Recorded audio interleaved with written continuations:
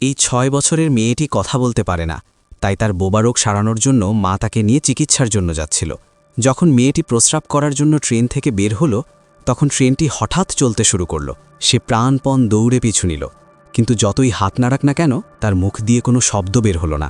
সে শুধু দেখতে পেল তার ঘুমন্ত মাকে নিয়ে ট্রেনটি দূরে চলে যাচ্ছে। চোখে মুখে হতাশা নিয়ে কথা বলতে না পারা মেয়েটি এভাবেই এক অচেনা জায়গায় পড়ে রইল।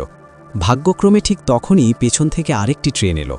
মেয়েটি জলদি করে উঠে পড়ল এই আশায় যে সে মাকে ধরতে পারবে, কিন্তু কে জানত ট্রেনটি শুধু ইঞ্জিন বদলে উল্টো দিকে যাত্রা শুরু করবে। যখন মায়ের ঘুম ভাঙল, তখন ট্রেনে মেয়েটি আর ছিল না। সে তৎক্ষণাৎ ট্রেন থামিয়ে ফিরে গিয়ে খুঁজতে চাইল, কিন্তু দুই দেশের মধ্যে যুদ্ধাবস্থার কারণে সীমান্ত আগেই বন্ধ হয়ে গিয়েছিল। আর মেয়েটি শত্রু দেশের শহরের মাঝখানে এসে পৌঁছাল। প্রচণ্ড ক্ষুধা আর শীতে কাঁপতে কাঁপতে সে রাস্তায় ঘুরছিল। হঠাৎ তার চোখ আটকে গেল এক ব্যক্তির হাতে থাকা দুধের গ্লাসের দিকে। সেই ব্যক্তি ভাবলেন মেয়েটি হয়তো ভিখারি, তাই তিনি হাতের দুধের গ্লাসটি তাকে দিয়ে দিলেন। ক্ষুধায় কাতর মেয়েটি কোনো সংকোচ ছড়াই এক নিঃশ্বাসে সব দুধ খেয়ে ফেলল।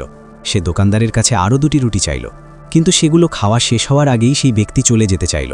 কারণ এমন অনেক পথশিশু ঘুরে বেড়ায়, কেউ অকারণে ঝামেলা নিতে চায় না।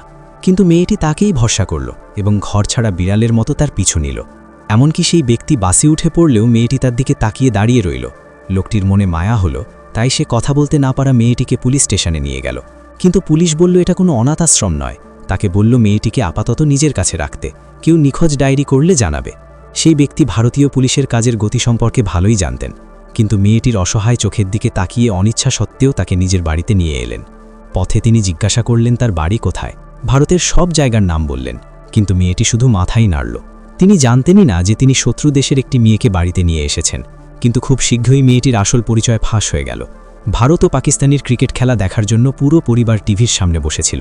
যখন ভারত ভালো খেলছিল, সবাই আনন্দে লাফাচ্ছিল, কিন্তু মেয়েটি মুখ গোমড়া করে বসেছিল। আর যখন পাকিস্তান জিতল, তখন শুধু সেই খুশিতে নাচতে শুরু করল এবং পতাকায় চুমু খেলল। লোকটি তখনই সন্দেহ করল এবং জিজ্ঞেস করল সে কি পাকিস্তানে থাকে। মেয়েটি হাত তুলে হ্যাঁ সূচক মাথা নাড়ল। এটা জানার পর সেই ব্যক্তি যেন সবার শত্রু হয়ে গেল। যুদ্ধরত দুই দেশের সম্পর্ক ছিল আগুন আর জলের মতো, তাই সেই রাতেই তার বাবা হুকুম দিলেন মেয়েটিকে বাড়ি থেকে বের করে দিতে। কিন্তু পরদিন পাকিস্তান দূতাবাসে গিয়ে তিনি কর্মীদের সব বুঝিয়ে বললেন এবং মেয়েটিকে বাড়ি পাঠাতে চাইলেন।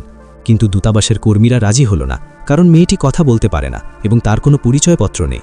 তারা ভাবল এই ব্যক্তি বাইরের আন্দোলনকারীদের মতোই ঝামেলা করতে এসেছে, তাই তাদের বের করে দিল। নিরুপায় হয়ে লোকটি এক অবৈধ ট্রাভেল এজেন্সির সাহায্য নিতে গেল, কিন্তু সেই ধূর্ত এজেন্ট সরাসরি 15 লাখ টাকা দাবি করে বসল। যদিও লোকটি অনেকবার ভেবেছিল হাল ছেড়ে দেবে, কিন্তু কারো উপকার করলে শেষ পর্যন্ত করা উচিত, এই ভেবে সে তার জমানো সব টাকা বের করল, যা ছিল মাত্র 50,000। ভাগ্যক্রমে তার বাগদত্তা তাদের বাড়ি কেনার জন্য জমানো টাকা দিয়ে তাকে সাহায্য করল। সন্তান হারানো বাবা মা নিশ্চয়ই খুব চিন্তায় আছেন, তাই সে চাইল মেয়েটি দ্রুত বাড়ি ফিরুক। কিন্তু টাকা দেওয়ার পর এতক্ষণ শান্ত থাকা মেয়েটি কিছুতেই সেই এজেন্টের সাথে যেতে চাইল না। সে কাঁদতে কাঁদতে নিজেকে ছাড়িয়ে নিতে চাইল। মনে অনেক কষ্ট থাকলেও লোকটি কঠোর হয়ে তার হাত ছেড়ে দিল, কারণ এটা তো তার নিজের বাড়ি নয়।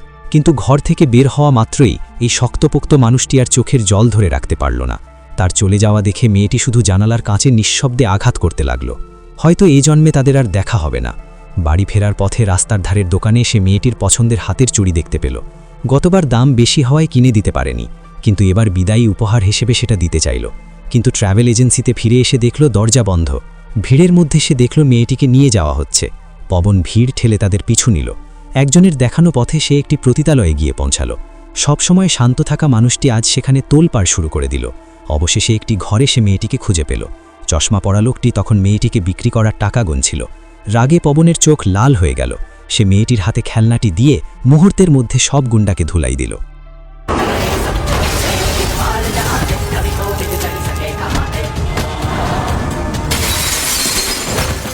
চশমা পরা লোকটি ক্ষমা চাইল, কিন্তু সে জানত না যে পাপের শাস্তি পেতেই হয়। সবার সামনে দিয়ে পবন মেয়েটিকে সেখান থেকে উদ্ধার করে নিয়ে এলো। এই ঘটনার পরই সে সিদ্ধান্ত নিল যে সে নিজেই মেয়েটিকে তার বাড়ি পৌঁছে দেবে। তারা ভারত পাকিস্তান সীমান্তে পৌঁছালো। সেখানে এক দালাল 50,000 টাকা চাইল, কিন্তু পবনের মহৎ উদ্দেশ্য শুনে সে তাদের ফ্রিতে পার করে দিতে রাজি হলো। তারা বর্ডার পার হচ্ছিল, কিন্তু অবৈধভাবে যাওয়া সত্ত্বেও পবন তার সততার কারণে প্রহরীদের অনুমতি নিয়ে তবেই যেতে চাইল। মেয়েটি তার এই কাণ্ড দেখে অবাক হয়ে গেল। যখন টহল পুলিশ এলো, পবন তাদের গোপন সুড়ঙ্গের কথা বলে দিল। অফিসার তাদের কোনো ক্ষতি না করে ফেরত পাঠিয়ে দিল এবং সুড়ঙ্গটি বন্ধ করে দিল। কিন্তু টহল দল যখন আবার ফিরে এলো দেখল তারা আবারও চলে এসেছে। আসলে পাশেই আরেকটি সুড়ঙ্গ ছিল। এর জন্য পবনকে বেশ মারধর সহ্য করতে হলো। মেয়েটির কান্না ভেজা মুখ দেখে অফিসার তার লোকদের থামতে বললেন। জীবনে এমন বোকা অথচ সৎ মানুষ তিনি দেখেননি, তাই তিনি তাদের যাওয়ার অনুমতি দিলেন। পাকিস্তানে ঢোকার পর মেয়েটি হাসতে লাগল, কারণ খাওয়ার সময় সে পুলিশের হাতকড়া লুকিয়ে ফেলেছিল। শীঘ্রই তারা পুলিশের নজরে পড়ে গেল। এজন্য পবনকে চড়ও খেতে হলো। সত্য বলার নীতি মেনে পবন স্বীকার করল যে সে ভিসা ছাড়া এসেছে এবং সে ভারতীয়, ফলে তাকে জেলে যেতে হলো।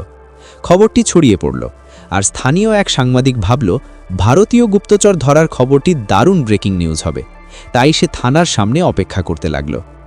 ভেতরে পবনকে পুলিশ জিজ্ঞাসাবাদ করছিল। ঠিক তখনই মেয়েটি ক্যালেন্ডারের একটি ছবির দিকে তাকালো, যেটা ছিল তার নিজের গ্রামের ছবি। মেয়েটিকে মাথা নাড়তে দেখে কৌতূহলী পুলিশ তার গাল টিপে ধরল। আর এটাই কাল হলো। পুলিশের এই আচরণে পবন প্রচণ্ড রেগে গেল। সে সব পুলিশকে মেরে মেয়েটিকে নিয়ে সেখান থেকে পালিয়ে গেল। দরজায় থাকা সাংবাদিক এটা দেখে তাদের পিছু নিল। সে পবনের বাসে উঠে পুলিশকে তাদের অবস্থান জানিয়ে দিল। তখন পবন সেই ক্যালেন্ডারের ছবি দেখিয়ে কন্ডাক্টরকে জিজ্ঞেস করল জায়গাটা কোথায়, কিন্তু বাসের কেউ জায়গাটি চিনল না। তবে তার কাহিনী শুনে সবাই আবেগপ্রবণ হয়ে পড়ল। এমনকি সেই সাংবাদিকও নিজের স্কুপের আশা ছেড়ে দিয়ে তাদের পুলিশ থেকে পালাতে সাহায্য করল। তারা কাছের এক মসজিদে গিয়ে আশ্রয় নিল। মসজিদের ইমামের সাহায্যে তারা সাময়িকভাবে পুলিশের তল্লাশি থেকে বাঁচল। কিন্তু সেখানে বেশি দিন থাকা নিরাপদ নয় জেনে দয়ালু ইমাম তাদের ছদ্মবেশে বের করে দিলেন। তিনি কিছুটা পথ এগিয়ে দিলেন, বাকিটা তাদের নিজেদের যেতে হবে। কোনো গাড়ি না পেয়ে সাংবাদিক একটি ফোন দিয়ে আটল। দেখা গেল মেয়েটি হেলতে দুলতে রাস্তার দিকে গেল। শীঘ্রই একটি গাড়ি থেমে গেল। সাংবাদিক সাহায্যের ভান করল, আসলে মেয়েটি আগেই গাড়ির সাইলেন্সারে কলা ঢুকিয়ে দিয়েছিল।